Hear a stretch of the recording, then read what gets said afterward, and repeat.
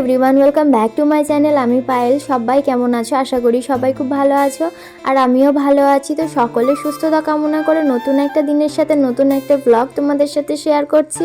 আজ হচ্ছে নভেম্বর 28 তারিখ। সবাইকে গুড মর্নিং জানাচ্ছি। তো দেখতে পাচ্ছ আমিও সকালবেলা ঘুম থেকে উঠে পড়েছি। আজকে একটু তাড়াতাড়ি ঘুম থেকে উঠেছি, কারণ হচ্ছে সকালবেলা যাব একটু মন্দিরে পুজো দিতে।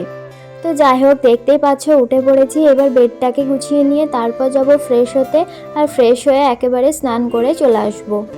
এই যে দেখো, সকাল সকাল স্নান করে চলে এসেছি। আজকে আর চা কফি কিছুই খাবো না, কিছু না খেয়ে যাব পুজো দিতে। হঠাৎই ঠিক হলো সকালবেলা যুব মায়ের মন্দিরে পুজো দিতে যাওয়ার জন্য, তাই সেই মতো আমি স্নান করে নিয়েছি। এবার একটু হালকা করে রেডি হয়ে নেব। যেহেতু মন্দিরে যাব তাই ভাবলাম এই শাড়িটাই পরি। তো আমি একটু রেডি হয়ে নিই, ততক্ষণে তোমরা ভিডিওটা আগে কন্টিনিউ দেখতে থাকো। আশা করি তোমাদের ভালো লাগবে। আর এই যে দেখো, আমার রেডি হওয়া প্রায় কমপ্লিট। গলার চেনটাকে একটু পাল্টে নিচ্ছি, আর তারপর লিপস্টিক পরে নিলেই আমি একদম রেডি। আর দেখো, এটা হচ্ছে আমার ফুল লুক। আমাকে কেমন লাগছে সেটা কিন্তু কমেন্টে জানাতে ভুলো না। আর আমার ভিডিও দেখতে তোমাদের কেমন লাগে, আমাকে তোমাদের কেমন লাগে সেটা কিন্তু অবশ্যই কমেন্টে বলবে। এই যে মা আর আমি বেরিয়ে পড়েছি, হেঁটে হেঁটে যাচ্ছি। যেহেতু বাড়ির একদম খুবই কাছে, তাই হেঁটেই যাচ্ছি। তো আমরা যাই, তোমরা ভিডিওটা স্কিপ না করে আগে দেখতে থাকো। আর দেখো একটা জিনিস, পেছনের আকাশটা সকালবেলা কি সুন্দর লাগছে, তাই না? আর এই যে দেখো, আমরাও পৌঁছে গেছি মন্দিরে। বলেছিলাম বেশি দূর না, বাড়ি থেকে ওই হেঁটে 5-7 মিনিট মতো টাইম লাগে। আর এটা হচ্ছে কাটোয়া ঝুপকালী মায়ের মন্দির। মন্দিরের ভিতরটাও তোমাদের সাথে একটু শেয়ার করে দিচ্ছি, দেখে নাও এই যে মাকে।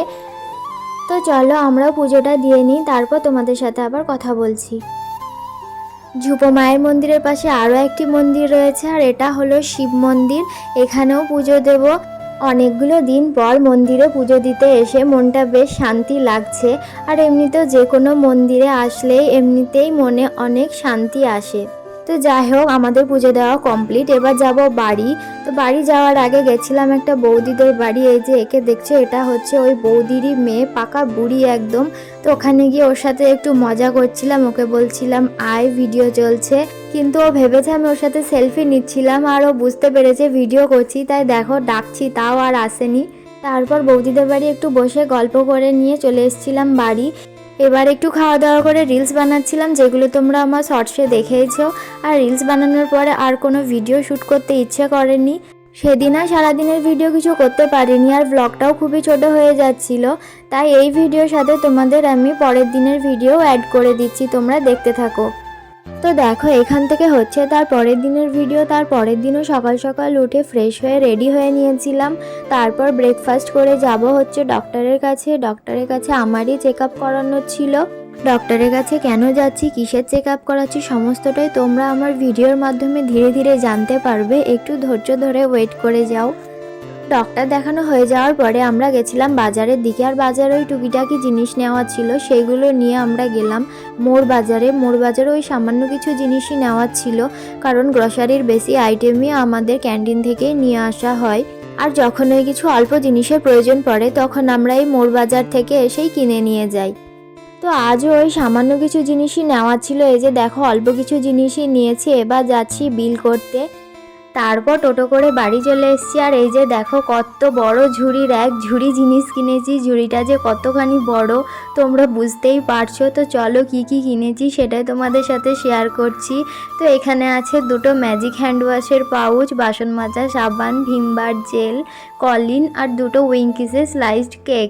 অল্প কিছু জিনিসই কিনেছি, কলিনটাই দরকার ছিল তাই আরও যাওয়ার। তোমাদের তো বললামই আমাদের বেশিরভাগ জিনিসই ক্যান্টিন থেকে নিয়ে আসে।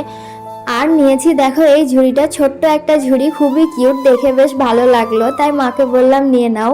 কিন্তু কি কাজে লাগবে জানি না। আর এটার দাম কত নিয়েছে জানো? মাত্র 5 টাকা। আর নিয়েছি হচ্ছে মাছ। আর এই যে এই ফুলের গাছটা নিয়েছি, এটা হচ্ছে করবী ফুলের গাছ, বিকেলবেলা ছাদে লাগিয়ে দেব। তারপর খাওয়া দাওয়া করে ঘুমিয়ে উঠে এখন বিকেলবেলা যাচ্ছি ছাদে, মা আর আমি এই গাছটাকে লাগাবো তাই। আর এই যে দেখো, নতুন নতুন অনেক গাছ লাগানো হয়েছে, সেইগুলোতে তো এখনও ফুল হয়নি। তো যখন হবে তোমাদের সাথে আবার শেয়ার করে দেব। বিকেলবেলা ছাদে বেশ ভালোই লাগছিল, আমিও একটু ছাদে ঘুরে নিচ্ছিলাম। আর ওই যে মাকে দেখতে পাচ্ছ, ওখানে মা ধনেপাতা তুলছে, রাত্রেবেলা রান্নায় দেবে সেই জন্য। দুপুরবেলা যেহেতু বাড়ি ফিরতে অনেকটাই দেরি হয়ে গেছিলো, প্রায় ওই 1টা মতো হয়ে গেছিলো, তাই তখন মাকে বললাম এখন আর রান্না করতে হবে না। মা আর আমি তখন আলু ভাজা মুড়ি করেই খেয়েছিলাম, আর রাত্রে আবার মাছটা রান্না হবে, সেই জন্য এখন মা ধনেপাতা তুলে নিচ্ছে। আর এই যে দেখো পুরো ফ্রেশ ধনেপাতা, খুবই সুন্দর টাটকা সুগন্ধ বেরোচ্ছে। যাই হোক, মা এখন গাছটা লাগাবে, তাই এই যে মাটি খুঁড়ে নিচ্ছে। তো চলো আমরা গাছটা লাগিয়ে নিই আর তোমরা ভিডিওটা দেখতে থাকো। এই ফুল গাছের দোকানদার বলেছিল এটাতে লাল কালারের করবী ফুল হবে, তো এখন তো লাগিয়ে দিচ্ছি, পরে দেখা যাবে কি ফুল হয়। তো যখন ফুল হবে তোমাদের সাথে অবশ্যই শেয়ার করব। আর এই যে দেখো গাছ লাগানোর পরে মা এই রজনীগন্ধার পাতাগুলো একটু শুকিয়ে শুকিয়ে গেছে, তাই ওইগুলো একটু ছাঁটাই করে দিচ্ছিল। ছাদের বাকি ফুল গাছগুলো তোমাদের সাথে একটু শেয়ার করে দিচ্ছি। এই যে দেখো কত চন্দ্রমল্লিকার কুড়ি এসছে, বুঝতেই পারছো কত ফুল হবে। আর এই যে এই ফুলটা, এইটার নাম আমি জানি না। আরও অনেক ফুল হয় যেগুলো সকালবেলাতেই তুলে নেওয়া হয়, যেমন ধরো জবা হয় 2-3 রকমের, সেগুলো সকালে তুলে পুজো দেওয়া হয়।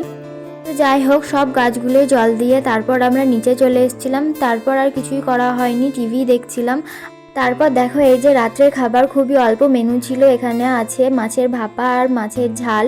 মাকে আমি আর কিছু করতে বারণ করেছিলাম, তো এটাই মা আর আমি রাত্রেবেলা খেয়েছিলাম। তো রাত্রে খাওয়া দাওয়া করে ভিডিওটা শেষ করছি। ভিডিওটা কেমন লাগলো অবশ্যই বলবে, আর আমার